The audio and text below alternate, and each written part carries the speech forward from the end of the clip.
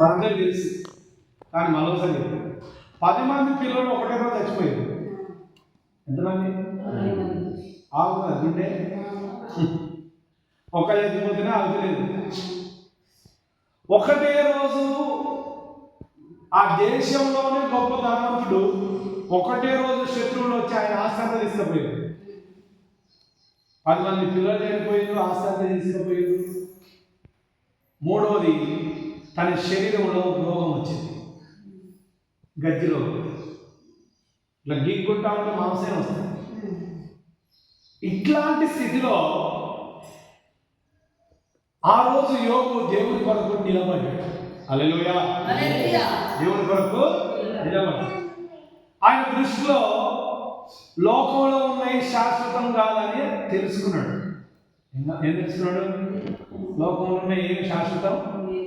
భార్య శాశ్వతం కాదు, భర్త శాశ్వతం కాదు, పిల్లలు శాశ్వతం కాదు, ఆస్తులు శాశ్వతం కాదు, అంతస్తులు శాశ్వతం కాదు, మన డబ్బు శాశ్వతం కాదు అని తెలుసుకొని ఇవి ఉంటేది లేకపోతే నా దేవుడు నాకుండాలనే విశ్వాసంతో దేవుడి ఎడలో ఉన్న తన యథార్థత విషయంలో యథార్థత కలిగి ఉన్నాడు. వేరే మాటలు తొక్కలేదు. హల్లెలూయా. అందుకే చూడండి, దేవుని పిల్లల వాక్యం అంటుంది యోబు జీవితంలో ఎన్ని శ్రమలు అంటే 10 మంది పిల్లలు ఒకటే రోజు చనిపోయి, రెండవది ఆస్తి కూడా ఒకటే రోజు పోయి, మూడవది శరీరంలో రోగం ఏర్పడిన స్థితిలో ఉన్నప్పుడు ఒక వ్యక్తి దేవుని దగ్గర కరెక్ట్గా నిలబడగలడా అంటే నిలబడి చూపించిన వ్యక్తి యోబు. హల్లెలూయా. ఈరోజు మనకు ఆయనంతటి శ్రమలు రాకపోయినా మన జీవితంలో శ్రమలు కలుగుతుంటాయి, దుఃఖాలు కలుగుతుంటాయి, కలగాలు కలుగుతుంటాయి, శోధనలు వస్తూ ఉంటాయి, నష్టాలు వస్తూ ఉంటాయి, ఆపదలు వస్తుంటాయి. కానీ మనము దేవుని ఎడల యథార్థత వదిలిపెట్టద్దు. మన ప్రాణం అయితే పోకుండా ఆయన మనల్ని కాపాడు. హల్లెలూయా. ఒకవేళ మన ప్రాణం పోతే తిరిగి తెచ్చుకోలేం, కానీ మన ఆస్తి పోతే, మన అంతస్తులు పోతే, మన పిల్లలు పోతే అన్ని సంపాదించుకోవచ్చు. మళ్ళా తిరిగి అర్థమవుతుందమ్మా. తిరిగి ఏం చేసుకోవచ్చు? ఆస్తి పోతే సంపాదించుకోవచ్చు, ఆ ఇల్లు పోతే సంపాదించుకోవచ్చు. ఒకవేళ పిల్లలు లేకపోయినాక ఏమి తెచ్చుకొని సాదుకోవచ్చు. ఒకవేళ కనీస స్థాయి అనుకుంటే కానీ మళ్ళీ మనం పిల్లలను కలగజేసుకోవచ్చు. కానీ మనం ప్రాణం వస్తుందా? రాదు. కానీ ఈ ప్రాణాన్ని ముట్టకుండా దేవుడు అతన్ని కాపాడిండు. ఎన్ని శోధనలు వచ్చినా దేవుడు కొరకు యథార్థంగా కావాలి. హల్లెలూయా. హల్లెలూయా. చాలా మంది దోస్తులు వచ్చి ఏమంటున్నారంటే యోబు దగ్గరికి వచ్చి, నువ్వు ఒకప్పుడు ధనవంతుడవు, నువ్వు ఒకప్పుడు ఈ దేశంలోనే పేరు పొందిన వాడవు, కానీ ఇప్పుడు నువ్వు ఏ తప్పు చేసినావో, ఏ పాపం చేసినావో, ఏ అక్రమం చేసినావో, నీ పిల్లలు నీ కుటుంబం ఏ తప్పులు చేసినారో అందుకే నీకు గతి పట్టింది అంటున్నారు. చాలా మంది మనకున్న బాధ ఏంటంటే మన బాధలు మనం ఉంటే పక్కన ఉన్నోడు మన జీవితాలతో మన కుటుంబాలతో మన పరిస్థితులతో ఆడుకునే లోకంలో ఉన్నాం. మరి ఎంత ఆ పరిస్థితి నీకు ఎందుకు వచ్చిందంటే నువ్వేమో తప్పు చేసినావు, నువ్వేమో పొరపాటు చేసినావు, ఏదో నీ జీవితంలో దేవుడికి విరుద్ధమైన కార్యం చేసినావు అని చాలాసార్లు మనల్ని హేళన చేసి, మనల్ని బలహీనపరిచి, మనల్ని ఆదరించకుండా, ఓదార్చకుండా ఇట్లాంటి స్థితిని మనుషులలో కలిగి మనల్ని బాధపెడుతున్నారు. అదే పరిస్థితి యోబు జీవితంలో కూడా వచ్చింది. వాళ్ళ సొంత దోస్తులు, స్నేహితులు వచ్చి అంటున్నారు, నువ్వు ఏ తప్పు చేసినావు, అందుకే నీ గతి. మనం ఏ తప్పు చేసినామో చేయలేదో మనకు దేవునికి తెలుసు. హల్లెలూయా.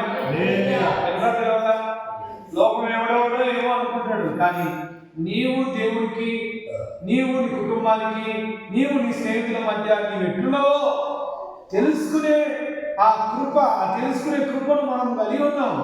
కాబట్టి వాళ్ళేమనుకుంటున్నారో వీళ్ళేమనుకుంటున్నారో కాదు, కానీ మనం దేవుళ్ళు ఎట్లున్నాం అనేది తెలుసుకుంటే ఎవరి గురించి మనం పట్టించుకోం. హల్లెలూయా. ఎవరి గురించి మనం పట్టించుకోం. తప్పు చేస్తే తలదించుకుంటాం, తప్పు చేయకపోతే ధైర్యంగా నిలబడతాం. హల్లెలూయా. హల్లెలూయా. అందుకే యోబు అంటా ఉన్నాడు, మీరు ఎన్నని అనుకుంటారు బాబు, నేను మాత్రం తప్పు చేసి స్థితికి రాలేదు, తప్పు చేసి శ్రమ పొందలేదు, తప్పు చేసి నా పిల్లలు పోగొట్టుకోలేదు, తప్పు చేసి అన్ని రోగాలు తెచ్చుకోలేదు. మార్చుకోలేదు, తప్పు చేసిన ఆస్తి పోగొట్టుకోలేదు. ఇది ఏం జరిగినా ఆయన చిత్తము, ఆయన ఉద్దేశ ప్రకారమే జరిగింది అని దేవుడి మీద ఆనుకుంటూ నోటితోనైనాను పాపం చేయకుండా, తన భార్య వచ్చి తనని హింసించినా కూడా భార్యను దూషిస్తున్నాడు. మనం మేలు అనుభవించాలి, కీడు కూడా అనుభవించాలని సరైన మూర్ఖులకు సరైన సమాధానం చెప్పిన వాడు యోబు. హల్లెలూయా. అందుకే ఇక్కడ 3 మాట్లాడుతున్నాడు. నా యథార్థతను నేను విడిచిపెట్టను, నా నీతిని విడువక గట్టిగా నేను పట్టుకుంటా. నా నీతి కూడా గట్టిగా పట్టుకుంటా. ఎప్పుడు మన యథార్థత పోతుంది అంటే శ్రమంలో మన యథార్థత పోతుంది. మనం ఎప్పుడు దేవుని గట్టిగా పట్టుకోలేము అని అంటే మనము కష్టాల్లో, శ్రమంలో, ఇబ్బందుల్లో ఉన్నప్పుడు దేవుని గట్టిగా పట్టుకోలేము. ఎందుకంటే అదే ఆ బాధే, ఆ శ్రమే, ఆ కష్టమే, ఆ ఇబ్బంది మనల్ని బాధ పెడుతుంటే దేవుని ఆనుకోలేదు, పట్టుకోలేదు. తర్వాత 3 అంటున్నాడు, నా హృదయం నన్ను నిందించదు, నా ప్రవర్తన అంతటి విషయంలో నా హృదయం కరెక్ట్ ఉంది అంటున్నాడు. హల్లెలూయా. హల్లెలూయా. మన హృదయం కరెక్ట్ ఉంది అని చెప్పినప్పుడే దేవుని యొక్క మనం ధైర్యంగా ఉన్నామని అర్థం.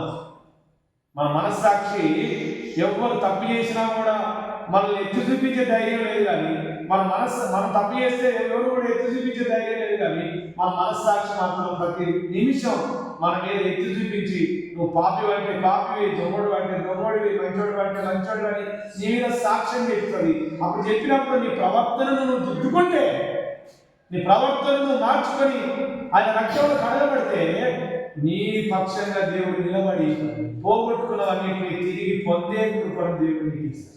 హల్లెలూయా. హల్లెలూయా. వినండి, స్నేహితులే ఏమనుకున్నా, లోకస్తులే ఏమనుకున్నా, మనం శ్రమలే మన జీవితాల్లో నష్టపెట్టినా మనం మాత్రం దేవుడిని వదలదు. ఎవరిని వదలదు? మన నీతిని గట్టిగా పట్టుకోవాలి. మనల్ని ఏదైతే నిందిస్తుందో, మన హృదయం ఏదైతే నిందిస్తుందో ఆ విషయంలో మనం కరెక్ట్గా ఉన్నామని ధైర్యంగా చెప్పగలిగిన వ్యక్తులమై ఉండగలిగినప్పుడే మరలా యోగు 2 దీవెనలు పొందినట్టు మన జీవితంలో కూడా 2 ఆశీర్వాదాన్ని పొందుతాం. హల్లెలూయా. శ్రమలు వచ్చినా దొరకవద్దు, కష్టాలు వచ్చినా దొరకవద్దు, నీతిని గట్టిగా పట్టుకోవాలి. ఈ లోకం శాశ్వతం కాదు. యోగు అంటూ దిగంబరిగా వచ్చిన నేను దిగంబరిగానే నేను ఈ లోకం విడిచిపోవాలి, నేను సంపాదించుకున్నంత నా చేతి నేను తీసుకొని పోలేను అనే సత్యాన్ని అర్థమైతే దేవుడు వదలడు. హల్లెలూయా. ఈ సత్యం అర్థం కాకపోతే లోకమే శాశ్వతం అని అనుకునేవారు ఏ శ్రమ కలిగిన, బాధ కలిగిన, కష్టం కలిగిన, ఆపదలు కలిగిన, నష్టాలు కలిగిన, నిందలు కలిగిన లోకమే శాశ్వతం అనుకున్న వాళ్ళు దేవుడి మీద సనులుతా ఉంటారు, దేవుడిని ఏం చేసిందని అంటా ఉంటారు, దేవుడు కార్యం చేయొద్దా అని కలుగుతా ఉంటారు. అది ఆత్మ సంబంధి అయితే దేవుడిని నిందించడు, దేవుడి మీద యథార్థ కలిగి ఉంటాడు, నీతిని గట్టిగా పట్టుకుంటాడు, తన హృదయం నిందిస్తున్న దాన్ని బట్టి ప్రవర్తన విషయంలో పరిశుద్ధపరచబడతాడు. ఆయనే క్రైస్తవుడు.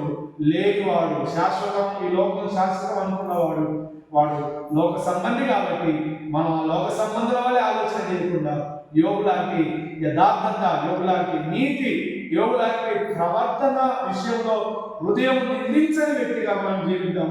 దేవుడి మాకు దీవించుకుందాం. ఆమేన్.